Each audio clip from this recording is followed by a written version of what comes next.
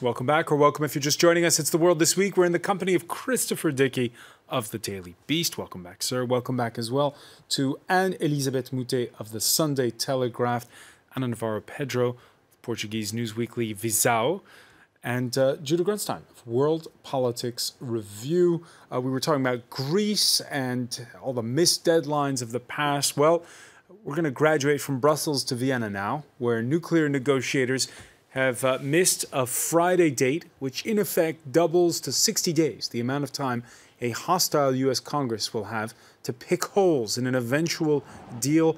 A fourth deadline is going to be missed on Saturday.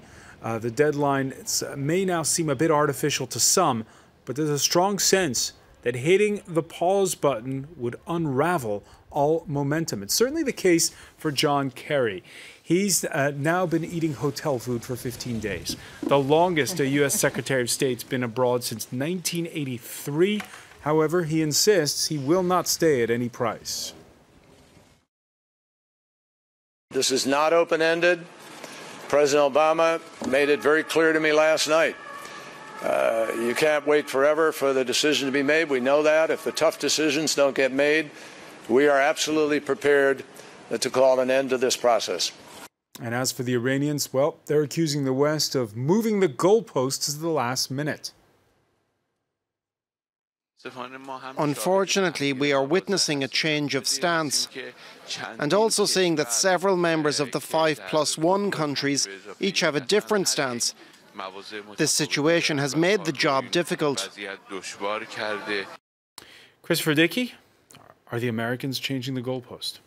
No, I don't think so. There are things that were understood from the beginning, but that are just very, very hard to negotiate. To some extent, I think the Iranians are moving the goalposts. The issue, for instance, of inspections is absolutely key here.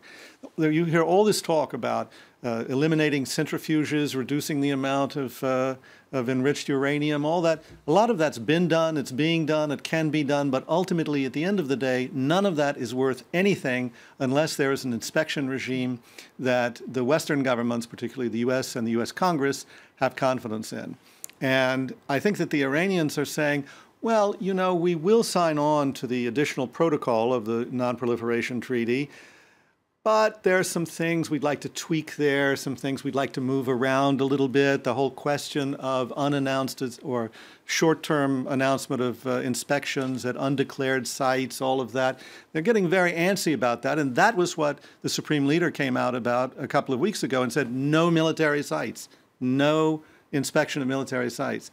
All that becomes very problematic. And at the same time, the Iranians want to make sure that they can go back, the negotiators want to go back to say to Khamenei and to everybody else in Iran, as soon as we sign the deal, sanctions will be lifted. And that's not going to happen. That's where they're saying that the Americans are moving the goalposts.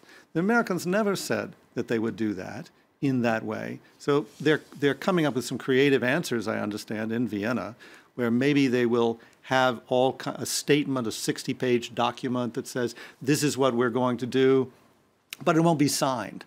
And when it is signed, then the sanctions will be lifted. There'll be that kind of delay. There are all kinds of games being played. It's very hard to work out. But it's funny they mentioned hotel food. You mentioned hotel food because I was talking to an Iranian friend who's been following these things very, very closely from on the scene. And I said, how long is it going to go on? And he said, well, you know, you can only eat schnitzel for so long. And is that till the end of the weekend? I think it's going to go on longer than that. Oh, well. Anne-Elisabeth Moutet?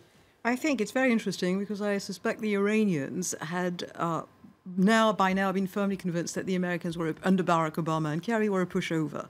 And it's a great surprise for them that they are not at the end of the day, at the last mile. It's very interesting. And it's what Laurent Fabius, the French foreign minister, has been saying for months and months, that there are things in that deal that don't work.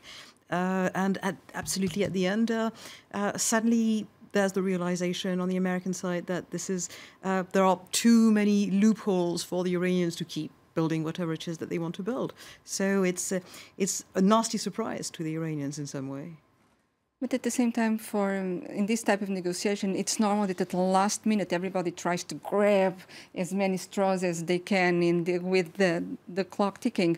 Obviously they're going to keep the ball rolling on this one, both sides, because both have all the interest, and there is a window of opportunity now to do it.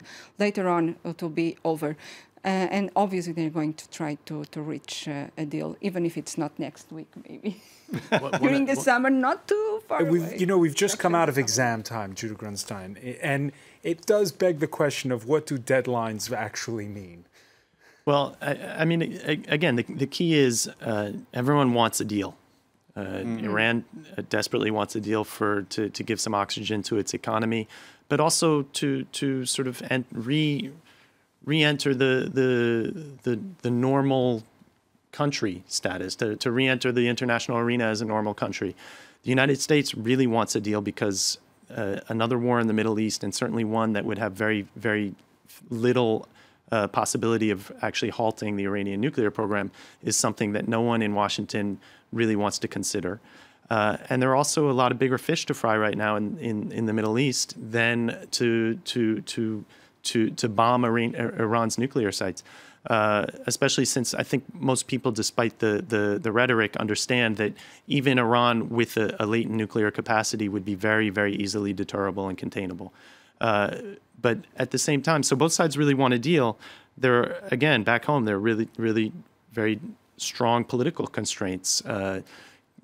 The supreme leader of Iran coming out and explicitly saying red lines that can't be crossed, that makes it really hard a week later to sort of finesse or massage the deal to say that they haven't been crossed.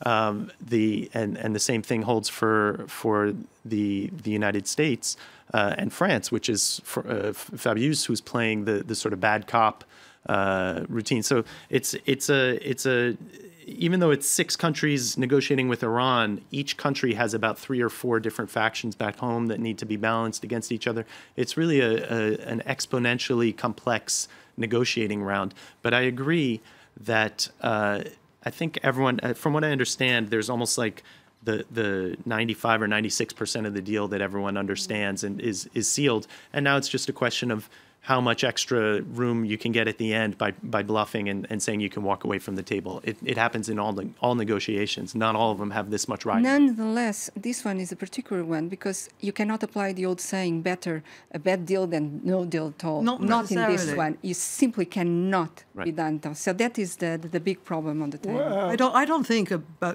bad deal is worse than no deal at times. I don't think I think it's a very weak position to say that any deal is better than a no. Well, here's the thing. That's exactly what we are saying. Oh, no. Well, no, but wait, excuse me. So let's say there's no deal. Then what happens? What happens is Iran moves very quickly toward nuclear weapons. Exactly. But they have been moving. No, they haven't been. They moved very quickly when there were sanctions imposed, when all kinds of things were done. They only slowed down and stopped when there was the combination of draconian sanctions and the offer of negotiations. I'm not convinced that they would. First of all, I'm not convinced, or rather, I'm reasonably convinced that they suspended and decided to forego an actual weapons capacity. A long time ago. I'm not convinced that they would restart a weaponization program if the negotiations fail. They would certainly start back up the enrichment and start up most of the latent aspects of a weapons program. I don't think they would necessarily move in terms of. And what happens to the inspections regime? There's no additional protocol.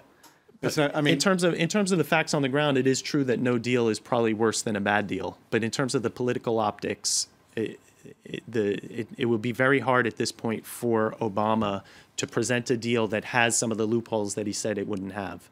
So everyone sort of boxed themselves a bit into a corner. But I agree with the fact that there's no real attractive plan B if the deal ends up falling through at the last minute. And the Iranians are playing on that. Yes. All right. The deal which will eventually be scrutinized by the U.S. Congress. Another deal, or rather another vote that took place this week in the United States, and this one wasn't even close. The Confederate flag is coming off the grounds of the South Carolina State House.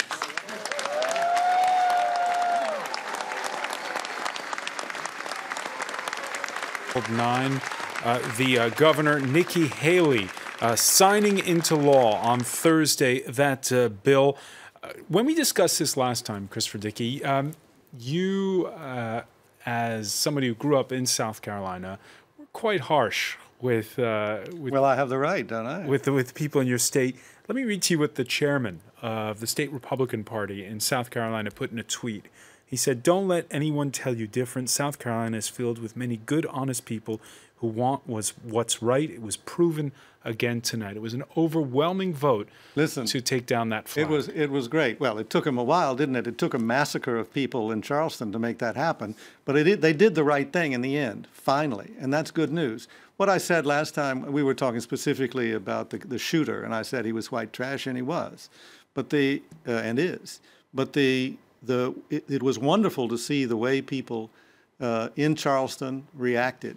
It was wonderful to see some of the speeches on the floor of the State House in Columbia, particularly, I think, Jenny Horner. She was just unbelievable. I was in tears. She's a descendant of the former president of the Confederacy. Yeah, and but that was not why I was almost in tears. Just her sense of outrage that anything that could be done at this point that would keep that flag flying, which finally Americans, as a result of this debate, really do begin to understand represented a part of the country and a regime and a history that was deeply, deeply racist, and there's no way around that. Is this a turning point for the South?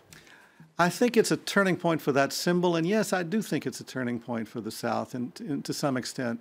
You know, I was cleaning out a drawer in my office the other day, though, and I was reminded how much that flag and that sort of the kind of mentality it represents, which is not only racism, but it's militarism, it's aggression, it's all kinds of things, sort of kind of a macho attitude that exists in the United States. Anyway, the reason I was reminded, it was I saw a little memento I brought back from the Green Zone in Baghdad, which was the Confederate flag with Allah Akbar in one direction and In God We Trust on the other, and Operation Iraqi Freedom underneath it. Now, what a confusion of symbols, but the core symbol there was the Confederate flag, because that is about a kind of sick patriotism and a kind of history of militarism in the United States, in addition to racism. I think it's also, though, a first step in the sense that the American South, compared to other regions of the United by the way, States. let me just interrupt you on that. On Twitter, one viewer saying this Confederate flag takedown is a good beginning. Lots of people still having problems with it being taken down, though, not surprising. Yeah, what I was going to say is that the American South, compared to other regions in the United States, has a real regional identity, and each state has a real state identity. When I lived in Texas, I never saw in any other state of the Union, with possibly the exception of California, and even there, the state flag so prominently displayed everywhere, dominating the American flag. Texans, I think if Texans had to identify with a flag, it would be the Texan flag. And the South Carolina has, by the way, the most beautiful flag in the Union. A field of blue with a white palmetto and a white crescent moon. But there's that real regional identity. The South has a cultural identity that's distinct from the rest of the country, and at the same time, embedded in that, sort of grafted on as into that identity, has been this horrific racist tradition and symbolism. And I think that in terms of the second step or next steps, what really needs to be done is to find a way to sort of define that identity in a very proud way, because there's a lot of great things about the Southern culture and the Southern states, but to do it in a way that can acknowledge the past, not necessarily hold on to the symbols that are understood differently by different people, and move forward in a way that it celebrates all of the South's culture. A lot of the Southern identity is tied up with the fact that it was occupied after the Civil War by hostile forces and had essentially an entire different framework and culture imposed on it. The idea of Reconstruction was a very positive idea, bringing Negroes into the mainstream, ending slavery, creating a whole different kind of polity. It failed, because the reaction to that was essentially what you always have in an occupied country, the creation of guerrilla armies, the efforts made to subvert it, right, left, and center. And it is that you see reflected in that Southern defiance, that forget hell kind of mentality. So it's the Anbar province flag. It is. It is the Anbar province flag. When I was a kid in Atlanta, actually, not in South Carolina, we were teaching each other the words to a song called Good Old Rebel. And good old rebels, all about the occupation. Right. And there's a line in that says 300,000 Yankees. I have a question for Christopher, which is, I thought that the Stars and Bar was actually a different flag. The Stars and Bars are a different flag. Isn't that the flag that we're talking about is not a South Carolina flag at all. It's the flag of the Army of Northern Virginia, Robert E. Lee's flag. That's the flag that became the Confederate flag. But in fact, the flags were very different. All right, there's a whole host of flag problems, by the way. In Washington, the argument after South Carolina took down its Confederate flag, graduating to the House of Representatives, Democratic Minority Leader Nancy Pelosi tried to get a motion passed to scrap all flags that had the Confederate symbol in it from the grounds of Congress. There you see the flag of Mississippi. That is the Mississippi state flag. She wanted that taken down. That's not going to happen. It went into commission where it's going to die a quiet death. Elisabeth Moutet, what do you do if you're?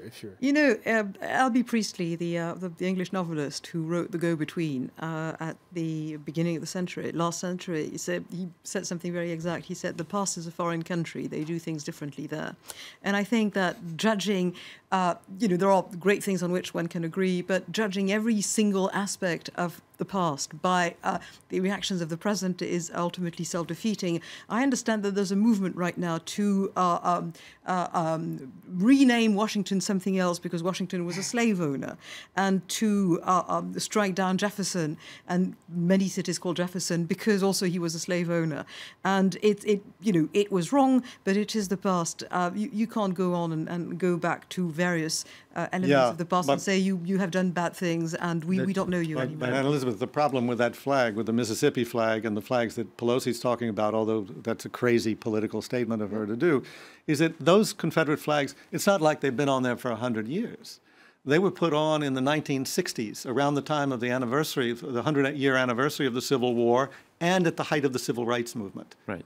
Oh, so that was a political statement. It was a political statement then. That's about history, but not about the kind of history you're talking about. It's very interesting because this debate, if we kind of take away the local issues, it could be a debate about European Union and about identities and cultural identities in European Union, about federalism. Is it going to asphyxiate or not each state within this in this continent? So this is very funny that it comes up now in the United States. But coming from a country that has written off the past, namely the dictatorship, and has never had a debate about it, and is seeing now traits of that past coming up in in the way that rehabilitating people from the regime of Salazar, the dictator, I would say that if this issue in Charleston it's not followed by a debate, and racial issues in the United States, it serves no purpose. I think, for instance, in terms of this idea of how to reconstruct an identity that's proud, that faces the past directly and that acknowledges the past, but also allows room for the present generations to move and to develop some sort of pride.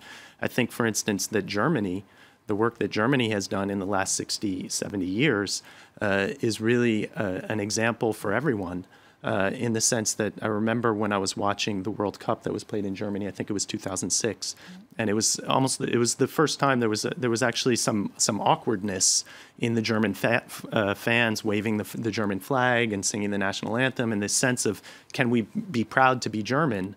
And they discovered that yes, and I remember watching, thinking to myself, they've earned it. They did the work. They've earned it. They're doing it in a very healthy way, and that's what it means. And I think that that the way in which the Confederate battle flag was rehabilitated and the reasons for which it were speak to the ways in which a certain part of Southern cultural heritage has refused to do that work and refused to let it go. It became a battle for the Civil War became a war for states' rights, when most of the leaders of the Civil War very explicitly stated this is a war to maintain the institution of slavery. Well, the states' right they were talking about was the right to hold institution of slavery. So it became sort of abstracted into this sort of issue of sovereignty or not. And that became a way to avoid actually doing that hard work. And I think that if there is an opportunity for the tragedy of what happened in Charleston to really have some long-term meaningful impact. Taking down the flag is certainly symbolic and it means a lot, but to really have some concrete results and impact, it would be if that dialogue, if that discussion of what it means to be proud to be Southern. And the discussion is going on, and it's great. It's not just us sitting here in Paris doing this. Right. And it is. All that is really, really positive. And I'm proud of the South, as a matter of fact, for what it's doing now. And I think we do have to be careful that we're not talking about all Southerners, not close. Not close. The South has done, even when I was a kid and there was all this racism that was all accepted, and I would then go up to the North and I'd go, how come we're the racists here when everything I see in the North says people are racists in the North too? Right. Racism is a universal problem, and in the United States it's a national problem, not just a Southern. Absolutely. All right, and a final word on that, which is that the United States' largest African-American rights group, the NAACP, on Thursday, lifting a 1999 call for a tourism boycott of the state. I want to thank our panel, Christopher Dickey, Anna Navarro-Pedro, and Elisabeth Moutet, Judah Grunstein. Stay with us, please. Our Media Watch segment is next.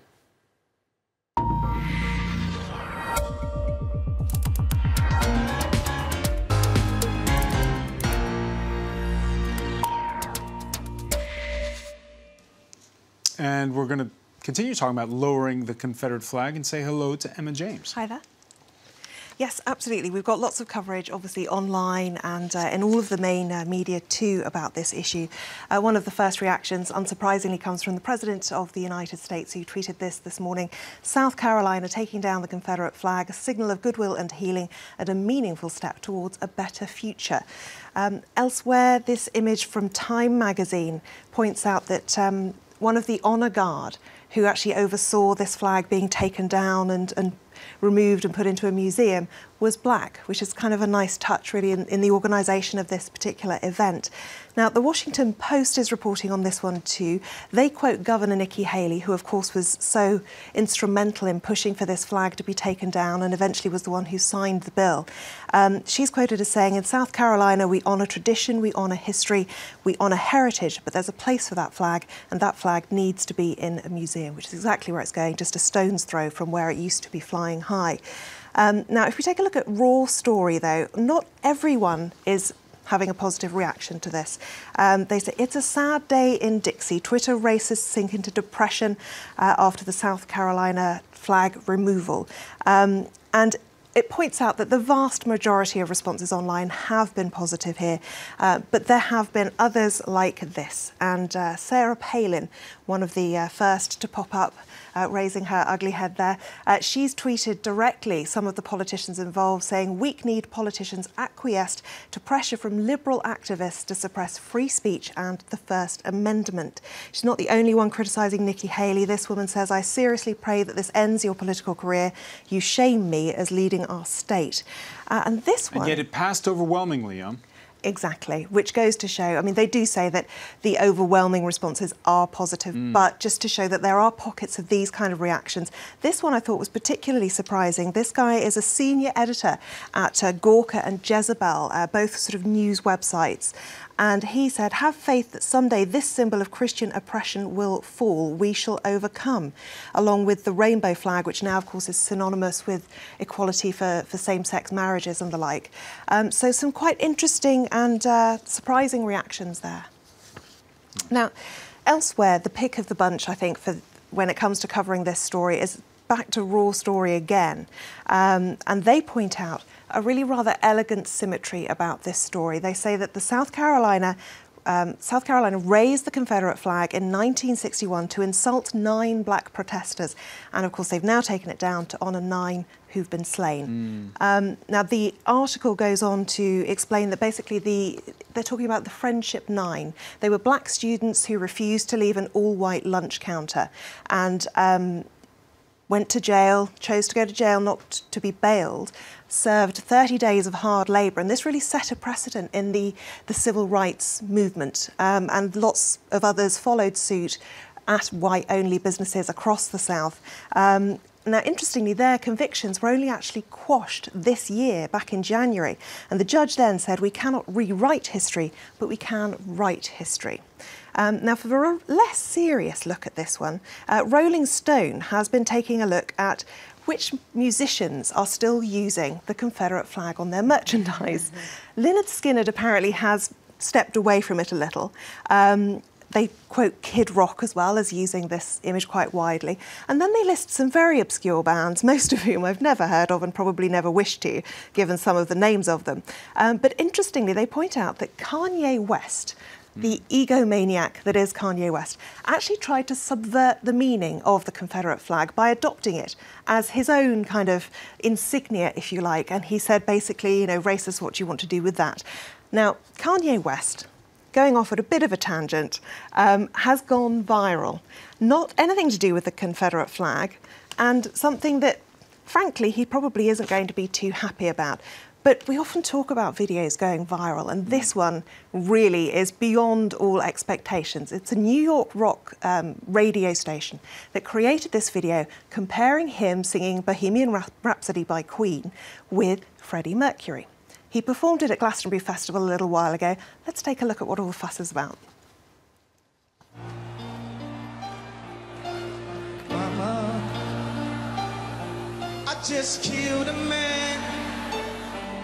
Put my gun up to his head, pulled the trigger, now he's dead. Mama, like that. But now.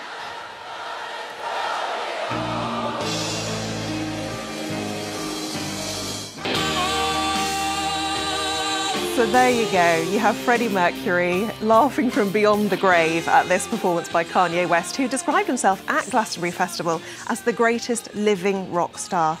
Who'd have thought? Oh, well, you know, Zlatan Ibrahimovic is the greatest footballer, so there you go. He might have a bit more merit to his claim, though. Emma James, many thanks. I want to thank our panel once again. Thank you for being with us here for The World This Week.